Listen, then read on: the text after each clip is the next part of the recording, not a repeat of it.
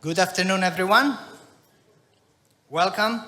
My name is Matteo Mecacci, and 3 weeks ago I had the privilege of joining the European Policy Institute in Kyiv as its director. It is a pleasure to welcome you to the first event co-hosted by EPIK since I assumed this role, and I'm especially pleased that we begin with a discussion that goes to the heart of Ukraine's future in Europe and Europe's future with Ukraine.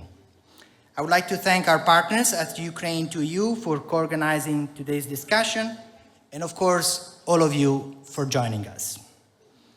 Before we begin the program, let's observe a minute of silence to honor the memory of all the victims of Russia's war against Ukraine. It is a sober reminder of the human cost that Ukraine continues to pay every day.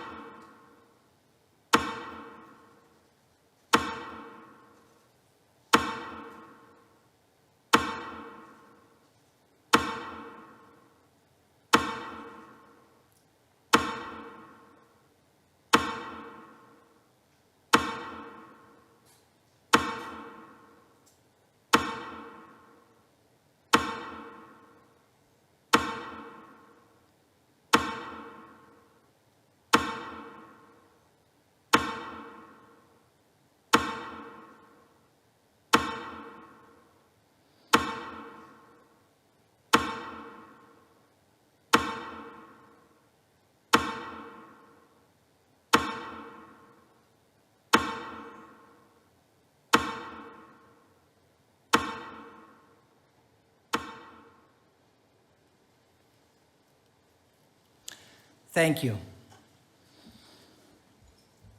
Today we meet at a pivotal moment for Ukraine and for Europe. No other country has ever pursued EU membership under such extraordinary circumstances as Ukraine, while defending its territory and people, sustaining democratic institutions, and continuing to reform the state under the pressure of war. As we meet, Ukraine and the European Union are approaching the opening of Accession negotiation cluster, a historic step that would launch a new phase for Ukraine-European integration. Important debates continue across Europe about enlargement and its implication, but there is little doubt that the decision made in the coming years will have lasting consequences for Ukraine, for the European Union, and for the continent as a whole.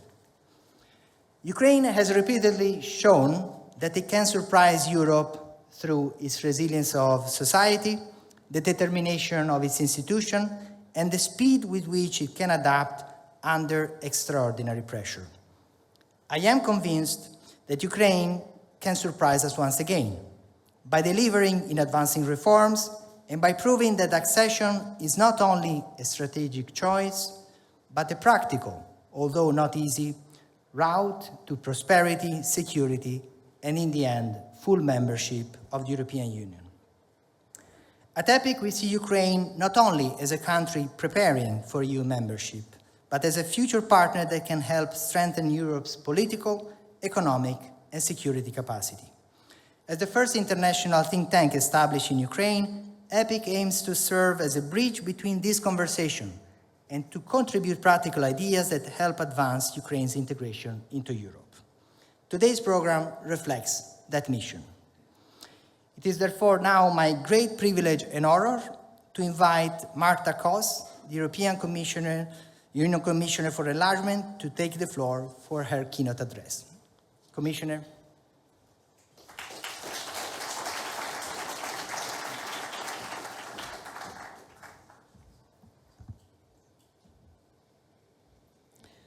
Dear Deputy Prime Minister, dear Taras, dear Deputy Chairman, dear Sasha, dear Mr. Gerald Knaus, ladies and gentlemen, excellencies, dear friends, no country in Europe's history has pursued EU membership under circumstances as extraordinary as those of Ukraine. While defending itself against Russia's relentless aggression, Ukraine has continued to reform, strengthen institutions, and move steadily towards European Union. You have challenged assumptions about what is possible and how quickly progress can be achieved. This is why I'm so happy that we are about to take the biggest step yet on your path to the European Union. With the opening of Cluster 1, mid of June, Ukraine's accession process is entering a new phase. Congratulations, you deserved it. You have asked me to answer 3 important questions today, but before I do, I want to repeat a message I shared with members of Parliament in the Verkhovna Rada this morning. A message that guides what I want to say today. This achievement belongs to everybody. It belongs to your government, it belongs to Parliament. But above all, it belongs to local communities, it belongs to civil society, and ultimately, it belongs to the Ukrainian people. European integration is not a government project. It is not a project of the opposition. European integration is a project of the whole nation. And because it is a national project, the next stage of accession requires a national effort. So the opening of the first cluster is a moment to celebrate, but it is also a moment to roll up our sleeves and get to work all together. This brings me to the first question you have asked me today: how quickly Ukraine can move from accession negotiations to deeper integration and ultimately to membership. You know, enlargement is not in the business of setting dates. What matters is reforms. Here, the coming month will be decisive. Ukraine needs to deliver reform consistently. Every law adopted strengthens confidence among member states, and every successful reform makes the next step politically easier. When Ukraine's institutions work and implement their mandate, this reinforces Ukraine's position in the group of frontrunners in the enlargement process. This is why the implementation of the 10 priority reforms in rule of law that I agreed with Taras Kachka in Lviv in December 2025 is so important. These reforms represent the key building blocks of the fundamentals cluster: rule of law, anti-corruption, judicial reform, democratic governance, and effective institutions. Progress on these reforms, together with the fulfillment of the interim benchmarks, will be essential to advance accession negotiations and unlock accelerated gradual integration into the European Union. This matters because aggression today is no longer a process, accession today is no longer a process that begins on the day of membership. Integration is already happening.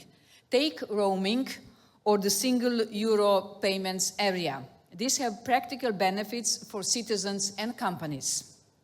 Ukraine is becoming progressively more integrated in the European market, European energy systems, European transport networks, and European security structures. The more progress Ukraine delivers on the fundamentals, the more opportunities there will be to deepen this integration even before the accession. And the faster you will become a part of our family. This brings me to the second question: which parameters will determine success? For me, this brings me back to national unity. You have shown remarkable unity in fighting the aggressor. You can certainly replicate this remarkable collective resolve when it comes to your future in the EU. Across Europe, successful accession processes have always depended on broad political consensus. Governments change, coalitions change, political majorities come and go. That happens in every democracy. But the strategic direction of the country must remain constant. Ukrainians' European future cannot depend on one political force, one government, or one parliamentary majority or opposition. Your constitution clearly indicates that Ukraine's objective is full membership of the EU. This must remain a shared national objective.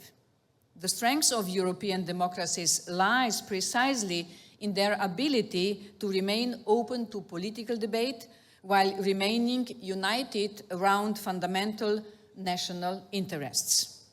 Ukraine's accession to the European Union is one such interest. This is why I encourage all political actors to approach the coming month with a sense of national responsibility. Legislative delays carry real consequences. Reforms that remain unfinished delay not only negotiations, but also tangible benefits for Ukrainian citizens. And also in terms of funding, given that our budget support is conditional on the delivery of reforms. The objective is not to produce reforms for Brussels. The objective is to build stronger institutions, attract investments, strengthen the rule of law, support reconstruction, and improve the daily lives of Ukrainian people. Ukraine has worked hard to secure positive decisions from the European Union. It is therefore essential to avoid any perception of backsliding, particularly in areas such as anti-corruption, judicial reform, and the independence of key institutions. Trust is built gradually, but it can weaken sometimes over the night. And this brings me to the last question: how can Ukraine's accession help shape Europe's future? This is where, in my opinion, the debate has fundamentally changed. In the past, adding new members has often been associated with helping countries catch up with us. The debate is now increasingly about how we need our candidates to make our union stronger. And Ukraine, is a clear example. Already today, Ukraine is protecting Europe as a whole. You intercept drones heading to our member states. You share expertise no other European army has. When the war ends, you will be the country that has prevailed against Russia in an existential war. You will be among Europe's strongest military powers. You will be central to European security. That is why your integration in the heart of Europe is in our self-interest. It is about making peace and stability permanent. At the same time, the economic benefits could be massive. Countries that joined the European Union in 2004 have tripled their economies in 2 decades of membership. I'm sure Ukraine can repeat this success. Some people are talking about the next Wirtschaftswunder, the economic miracle which happened in Germany after the Second World War. Russia's aggression has made you a military powerhouse. Europe can make you an economic powerhouse, making you and us more prosperous and more secure. Dear friends, history has already shown what Ukrainians can do when they come together. You have defended your country against overwhelming odds. You have protected your freedom, your people, and Europe as a whole. Now that same unity is needed for the next stage in the accession process, to advance reforms, to strengthen institutions, to bring Ukraine closer to the European Union. The road ahead will not be easy, but it is clear. Ukraine belongs in Europe, and united, Ukraine will get there.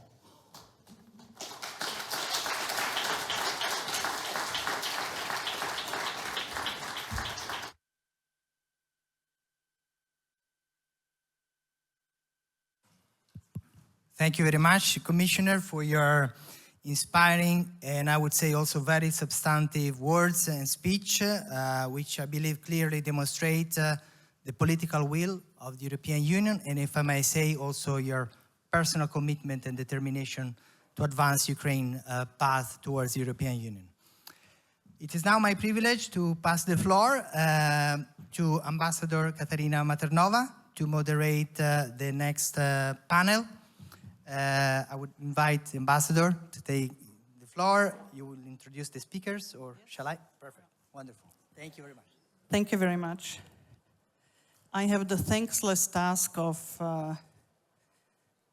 keeping the time on track as we have important meetings. So we have only 45 minutes for the panel, and I will hence not say anything else on enlargement because a lot has been said in Commissioner's welcome speech, and we will have 4 important panels. So it's my privilege and honor to invite Marta Kos back to the floor, Commissioner for Enlargement.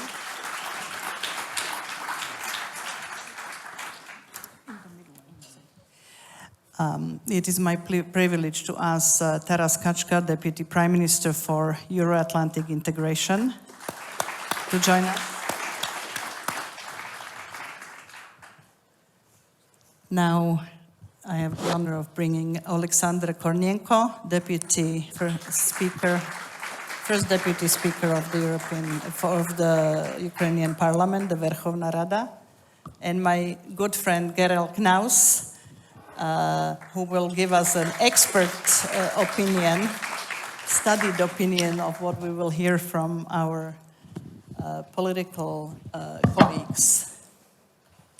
So the format is the following. I'll have one very quick question for you and would hope that we can squeeze it into a minute, minute and a half, the first answer, and then you'll have more of a time to go in the second round. And to keep myself disciplined, I will read just to make sure that we stick to the time.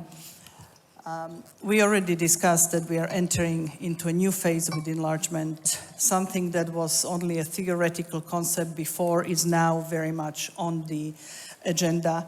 And I would like to ask the 3 of you from your institutional point of view, and then Gerald from an expert point of view, what is the most important measure or set of measures that you think are necessary for the next 6 months to keep Ukrainian enlargement accession agenda on track? Madam Commissioner. First, we have to open all the clusters. I think that we have waited so long. With the help of the so-called front loading, from the technical point of view, we are ready. And now the last discussions with the member states are on the way. So I hope that at the Intergovernmental Conference on the June 15, we'll be able to open cluster 1, and then in July, all the clusters. Why is this important? This is a kind of entry ticket that you can really start negotiating, and then, you know, whatever Ukraine has done until now will come together. And this coming together is the reforms you are delivering under the Ukraine plan. It is the accession process. And of course, we can't see, even if there is some tendency sometimes to put away that you are at war. You know, for me, being today in Kyiv, and I was at the metro station which was bombed and the surroundings, we can't understand what this means for the country from which we want to have deliverables. So I think that this is the first part, and then of course confirmation of the interim benchmarks for the rule of law. Opening clusters and then rule of law and reforms, especially in the parliament. Thank you very much. First Deputy Prime Minister. So I think that first to recognize that we have agreement, yeah, so on this, so that indeed, so that the next 6 months are important for political actions, so for 3 kinds of political actions. So first political action is to open all clusters, and indeed, thanks to the front loading, which was by itself a revolution within the enlargement process. So that, you know, that within the European Union, revolutions are very boring, yes. So that's like new procedure, yes. So that's front loading for the researchers, and it will be a revolution.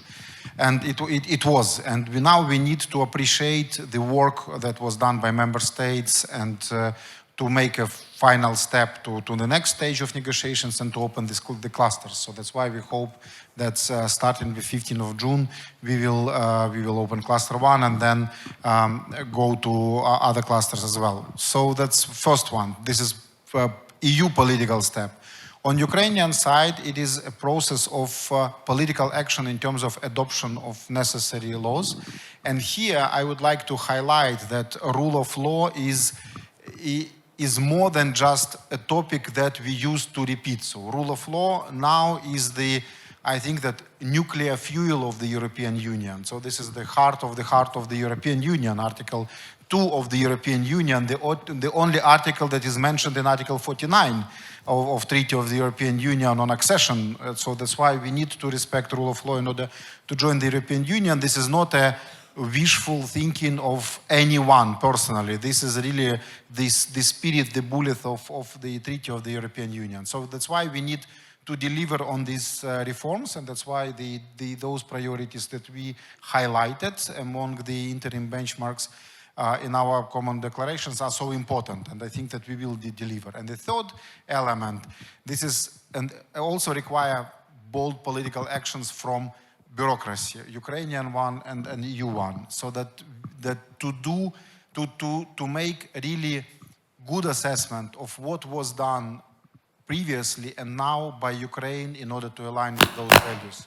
So within current methodology, I think that there is a space to recognize that a lot of reforms that Ukraine is completing now are really on advanced stage of completion. So that's why we need to take stock about our actual readiness to the joining of the European Union. So that's why enlargement package report and eventual interim benchmark assessment report are so necessary, and these are the things that are important for the next 6 months. Then we will bring our goal to join the European Union as soon as possible closer. Thank you. Thank you very much. You spoke about, Taras, bold actions by the bureaucracy, both Ukrainian and European. Now let's look at the legislative branch. Alexander, what is your brief point? What needs to happen in the Rada in the next 6 months? Thank you, dear Katerina, dear colleagues. Yes, nuclear fuel is, two-sided issue all time. One time it's very good for energy, but another time it's very dangerous. I don't mind that rule of law dangerously for Ukraine, but we all know that discussion will be very, how would say, energy. We can use it for winter, I think. The main discussion will be close to autumn, I mind. And we can use this heat from these, battles in parliament and social networks and on all places for heating us. Yes, of course, adoption. Of course, it's for us. It's also issue of right transition and right translation from government to parliament and ACPA, national program of and NAP, national program of adoption. And to adopt our internal procedure, how to better deal with this, because we also have our home task inside Parliament.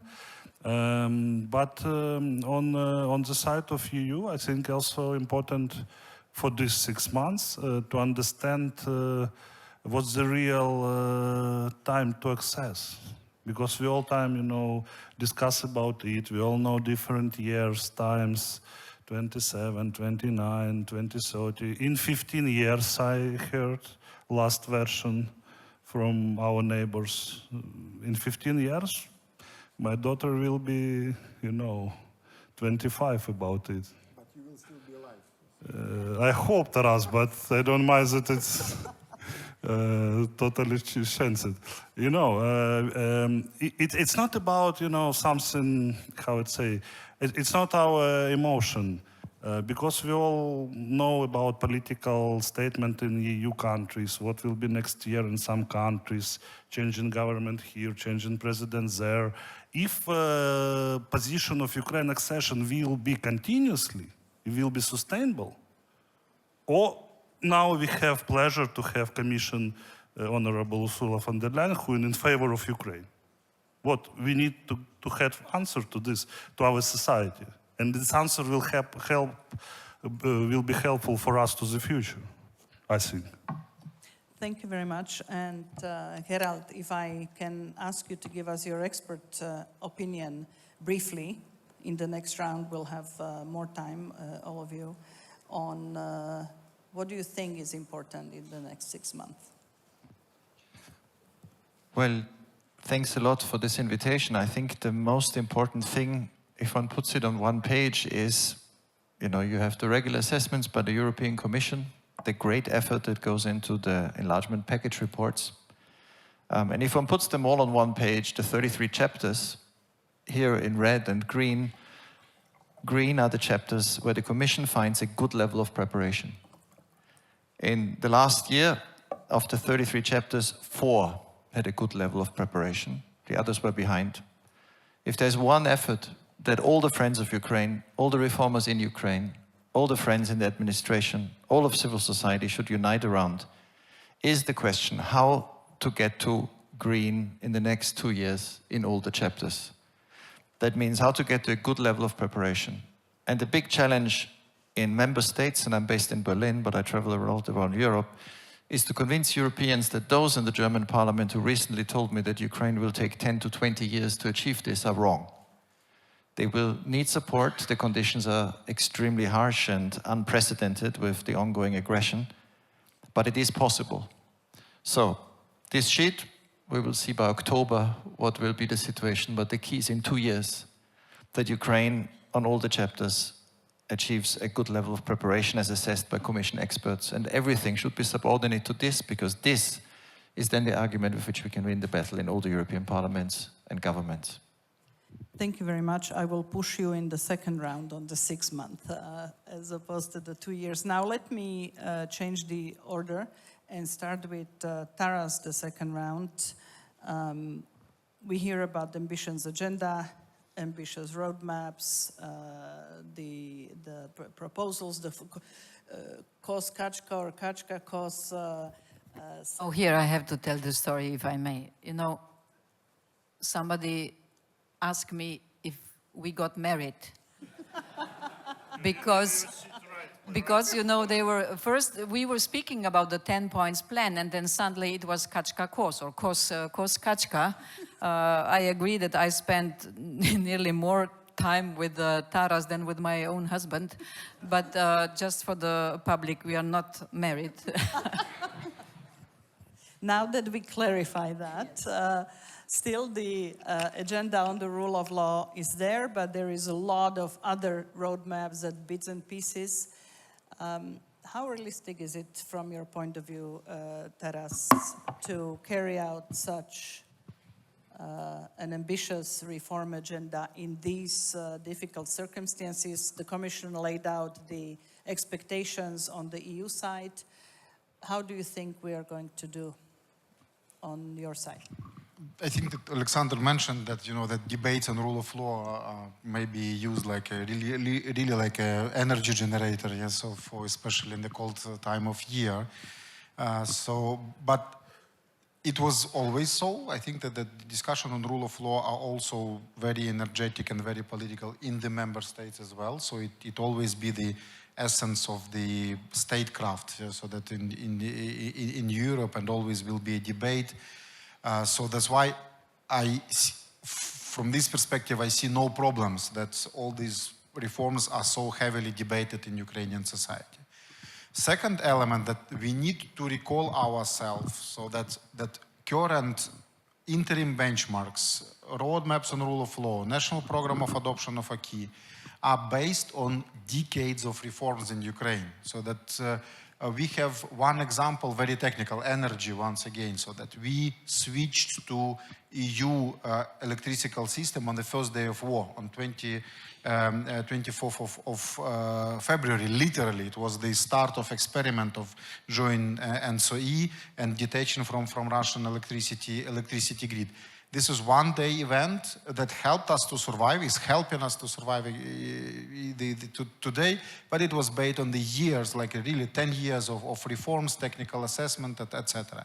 So in rule of law, we are as well at this like final stage, so that we see no, let's say, structural reform that should be done from the very beginning in no area, so that in all areas we are rather on final stage of reforms. Sometimes this final mile is the most complex one. But when we are talking about rule of law, I think that what we did, that we established from the very beginning the chapter on judiciary in our constitutions. We adopted all necessary, let's say, framework laws on judiciary, on the structure of judiciary, etc. We established good high qualification commission of judges and high council of justice. And finally, we have really good competitions selecting really good judges into our systems. And this is like universally recognized that the quality of judges, quality of justice is improved. So even today we have another big news about the corruption case in Supreme Court that was ended, but it also indicator that anti-corruption framework works effectively, so that with all really good figures that I usually repeat, will not repeat again today, but that everything works, you know, that, and NABU and SAPU are also, what they do today is based on like really years of reform, years of establishing framework legislation, establishing the institutions, training them, when going through a lot of pressure, a lot of scandals, etc. But they operate, so that's good. That's why my assumption that we can complete implementation of benchmarks in forthcoming months, not years, months, is absolutely realistic, take into account how much we did during previous years, and especially how much we did during years of war, 22, 23, 24. These years we adopted a lot of really brave measures that now are so successfully working. Thank you very much. And indeed, as somebody... There is nothing to add here, so just to agree. I completely agree. I was going to agree with you by saying I've been at this for 10 years, so I very much agree with you. Dear Commissioner, dear Marta, a little bit changing the angle. You mentioned that thanks to Ukraine, enlargement became part of the key agenda of the European Union. In which way has the European Union started thinking differently about enlargement because of Ukraine? Has it, and in which way? Indeed, I think that there are two direct consequences of the war in Ukraine on what we do in the European Union. And first is that the enlargement is a priority again. We know that since 2013, when Croatia entered as the last country, nothing has happened. Now, in the 18 months of the new Commission, we have delivered more in enlargement than in the previous 15 years. After 17 years, again, we have a working group on the accession treaty. This is for Montenegro.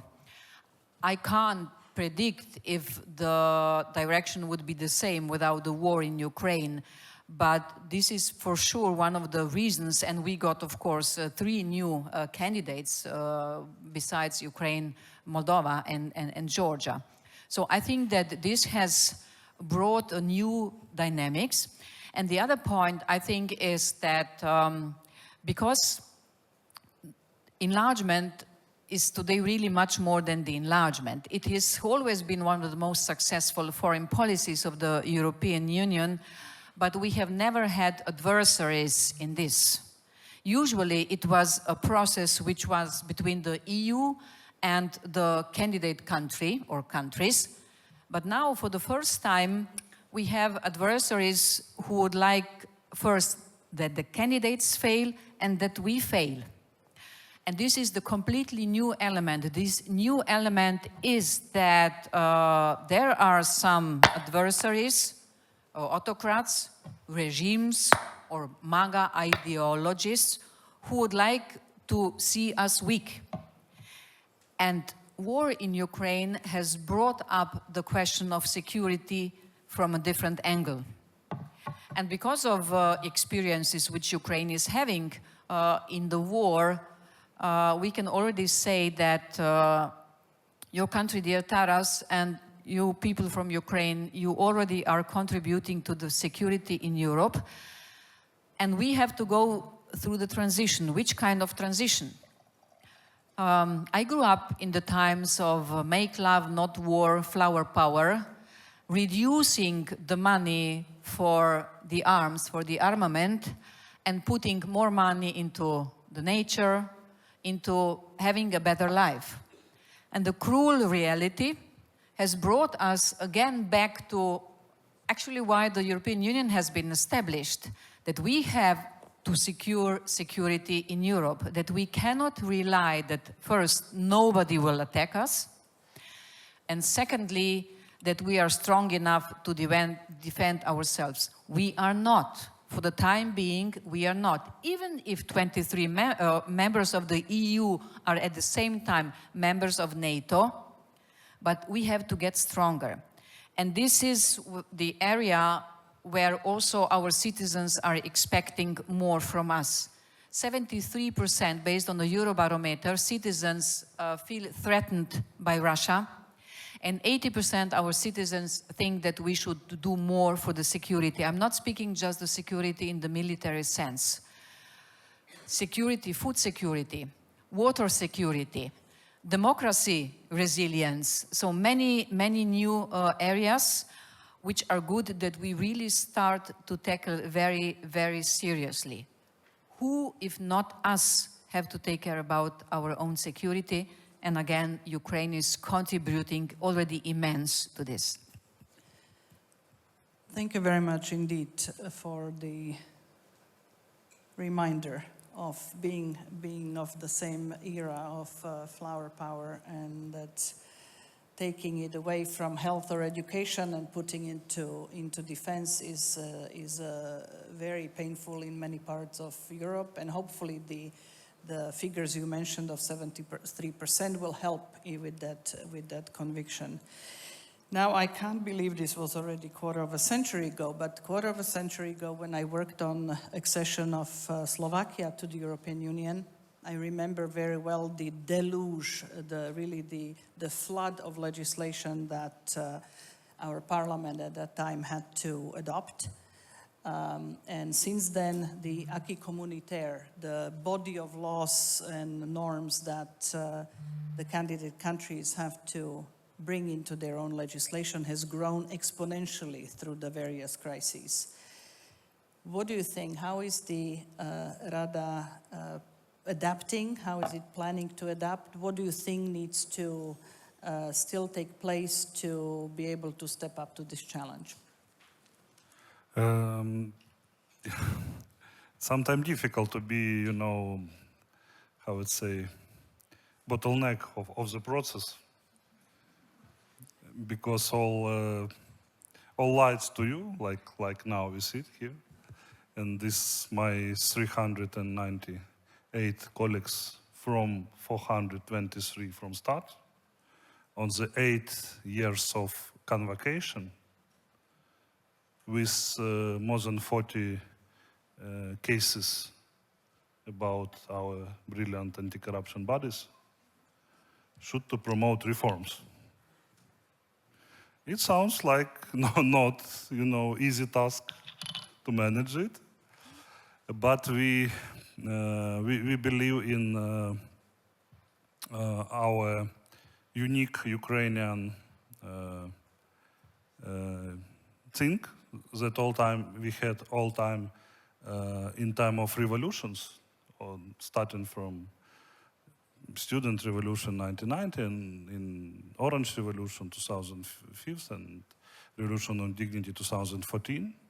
In the most difficult moments of the life of this country. Parliament start to work together, start to work in one beating hearts in one rhythm. And I think this time, we don't have revolution now on streets, but we have it in our minds, and this revolution starting from 2014, it already hadn't stopped. It's about European choice. It's about how to be free from previous influence of Russia from last 300 years at least. And I think this prolonged revolution still is going on. And in this case, I believe that Parliament will return to his function of unite people, unite different part of Ukraine, different, not geographically, but mentally. We will see it on a screen of voting. Of course, if more technically, of course, today we know that will be next second season of Ukraine facility, I would say. It's like in good series, second season all time better than first.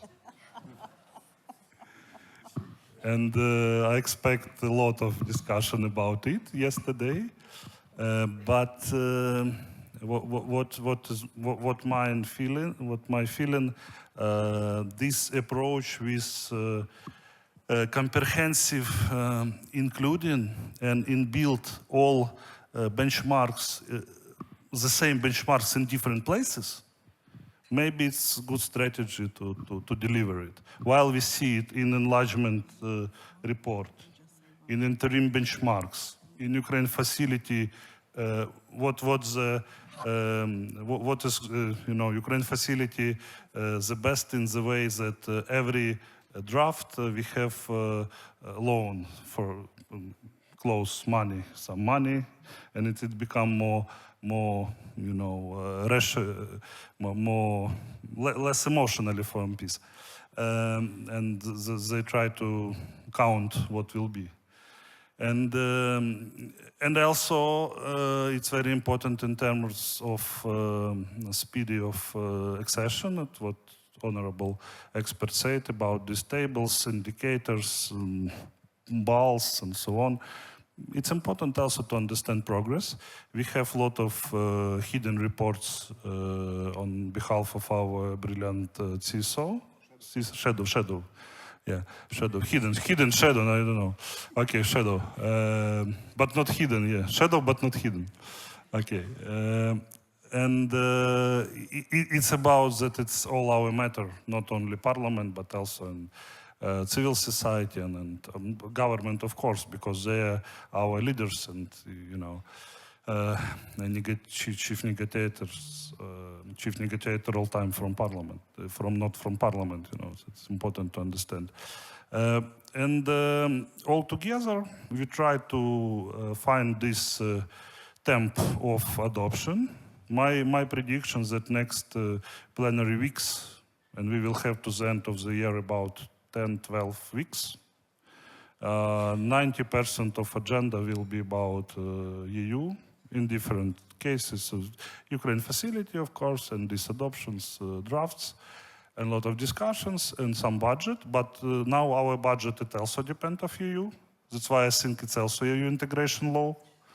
We should to mark it in parliament also with EU flag, because our budget, it's part of budget of EU in more wide perspective about military support, of course, about starting. Today we saw news from Kaja Kallas about spending first loan to military procurement from this 90 billion. And it's also very important news, very important sign. Of course, we will count of our civil society experts and our colleagues who work with government about this agenda technically. We will count to DG Nest. Sorry, you will hear us more oftenly than before. We all time open in Rada to see you personally, to discuss, to find solutions. And I think this will be fruitful time. And let me be little provocative. We are ready to work even in July and August, because we don't have vacation here in It sounds Ukraine. like a threat to European Commission. Yeah. I ask to be little provocative. Come on, Taras, you think that we don't work in the summer? This is the only reason why I like to negotiate accession to the EU. Yeah? So that's just like to have vacations in August. Yes. So Taras will react to what Alexander has said, but before we start talking about the second iteration of Ukraine facility, let me just say, I know it was drowned out by stories about Nikol Pashinyan winning in Armenia, but today the Commission disbursed 2.8 billion under Ukraine facility for the laws that... For the reforms which have been adopted Yes. in the Ukrainian parliament. So thank you. Congratulations. Thank you, thank you. Yeah, thank you, thank you.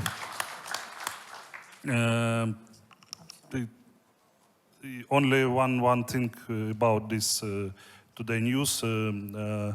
It became possible because of our two-side work with you.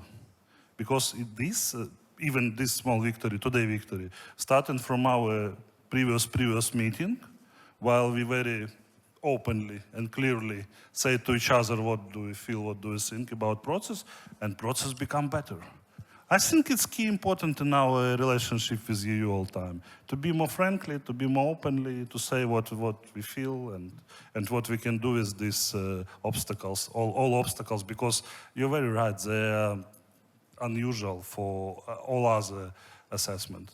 Indeed. Accession, господи, of Indeed. assessment. You had a reaction. Yeah, so that on serious terms, I think that on legislation and the key, so that first and foremost, I think that we will see this, let's say, EU integration rush in Parliament in forthcoming months, because like the tempo is increasing.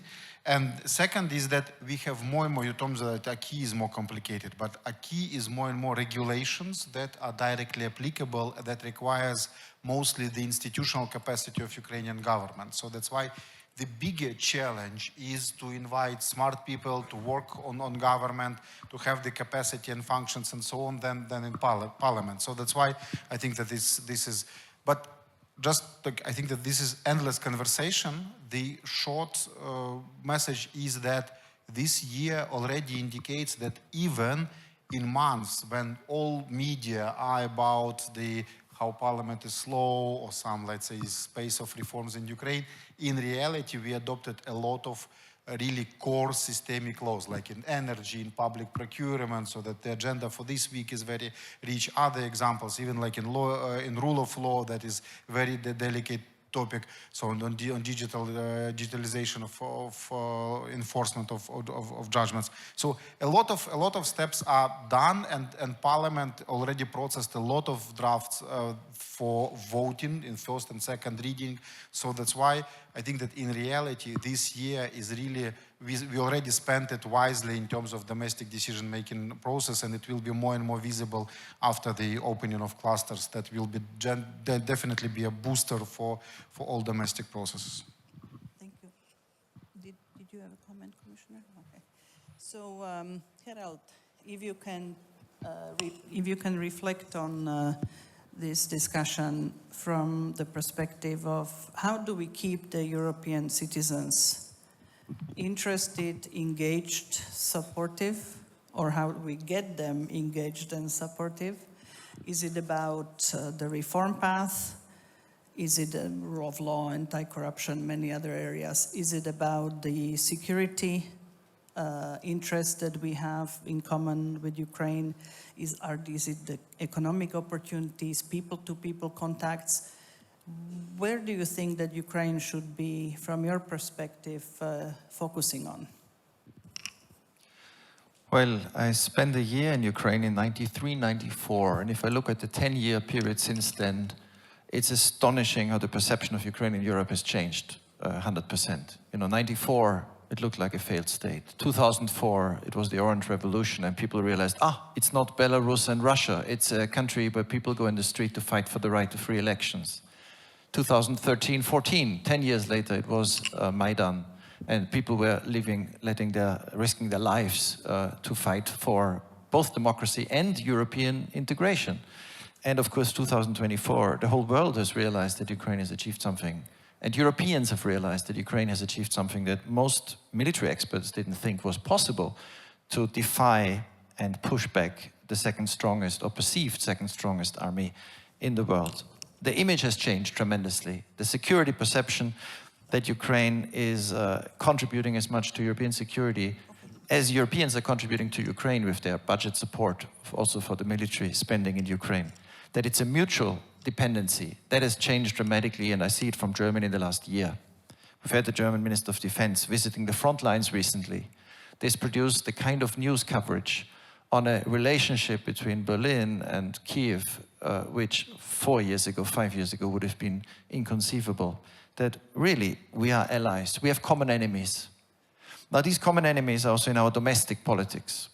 I mean, we just had a few leaders, prominent people of one political party from Germany visit St. Petersburg, visit a summit where Vladimir Putin gathered his friends, the AfD. And they came back and, surprise, surprise, started a campaign against Ukraine in the EU immediately. And we will see a lot of this in our member states in the next months. Those who want Europe to fail, those who want our democracy to be undermined, are the very people who want us not to take Ukraine into the European Union. So actually, it turns out we have not only common security interests, we have also common enemies that attack our model. And for this reason, it's so important, and you talked about the economy, that we have this vision of coming together, but we also have the interests that become stronger every month, because European integration, from the beginning, from the very first economic community, was based on the idea that the more common interests we have, the stronger our structure is. And this is why what happened last week is so interesting. Last week, on the 4th of June, President Macron from France and Chancellor Merz from Germany presented a paper for the Balkans and Moldova, where the last line of their proposal to accelerate the accession process for the Western Balkan states and Moldova, the last line is to offer them full participation in the EU single market based on an EEA plus model. Now that is the 4 freedoms plus. It's Norway plus. It's, I suppose they mean San Marino, Andorra. Full integration of the countries, not trading with, but being in the single market. Now, having France and Germany propose this together last week is really striking, because this should be offered to Ukraine as well. Not as an alternative, but to accelerate the accession, full accession. Because imagine if the European Council would say this year, when you join depends on you. But if you close, if the Commission assesses that you've done the good preparation in all the chapters for the single market, you can be fully in the single market in 2 or 3 years. This would be tremendous. It would be a signal to Putin that he's lost. I mean, he started the war in 2014 over an association agreement. It would be a signal to business. And you asked about societies. I have not yet met business in Germany or France or elsewhere that wouldn't see that as a huge benefit. To start a campaign and say, yes, we have a grand vision of a strengthening of democracies, but we also have very material interests. Ukraine could be like Poland to Germany. Germany exports almost as much to Poland as to China. It exports more to Romania than to Japan. Ukraine has shown in the last few years the creativity, its military industry, the ingenuity, its IT. It can do the same. And that is not, like military cooperation, a gift. It's a mutual interest. To strengthen Europe, we need Ukraine in. And if we can give this sign that Ukraine can be a full member of the single market in 2 or 3 years, and it's not up to the Commission, it's the member states that must say this, then the Commission can implement it. This can be done. The biggest mistake the EU made was in 2004, after the Orange Revolution, not offering Ukraine the same road to accession that it offered to Romania, Slovakia, Hungary, the Baltic states and everybody else before. Let's not make this mistake again. Thank you very much. And we have to close very soon. So I will give the Just floor want to Marta. add to what you, Gerald, said, that, and we pay the price today.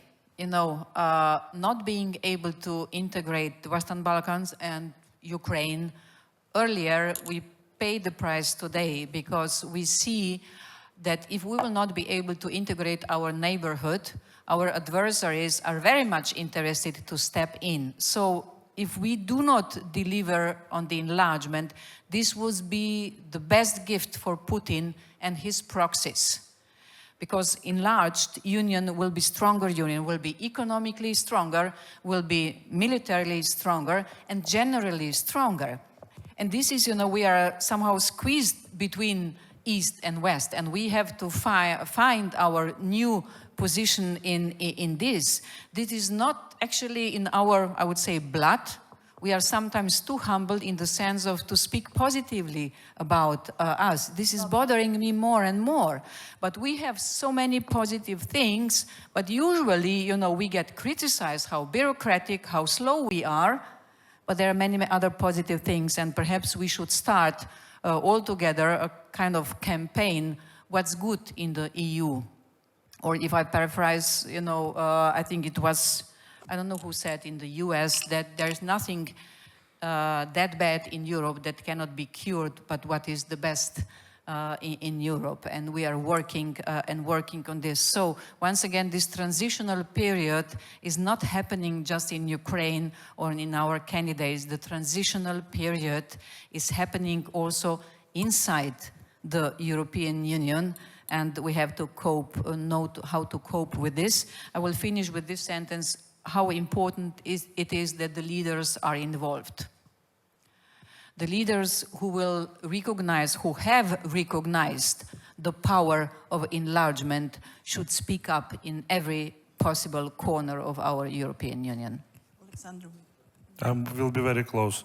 Okay, 30 seconds. Yes, if it's possible to open part of single market for some sectors, it will be very good motivation for them.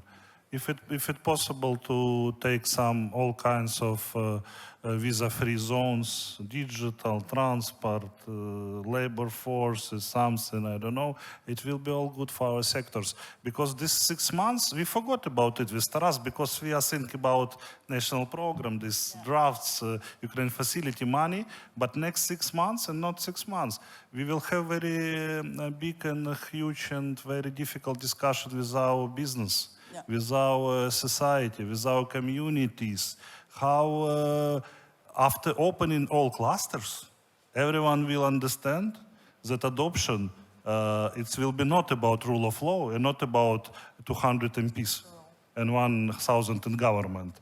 It will consist everyone in this country. And we should to explain what is EU and where do we go together. Thank you. Indeed. Let's finish this great panel on these words. Let's do this together, and let's indeed explain both to the European and Ukrainian public and businesses the benefits. And as Commissioner mentioned, leaders need to do it on every occasion. And this is a nice, good call for action. Thank you very, very much for participating in the panel and to the audience.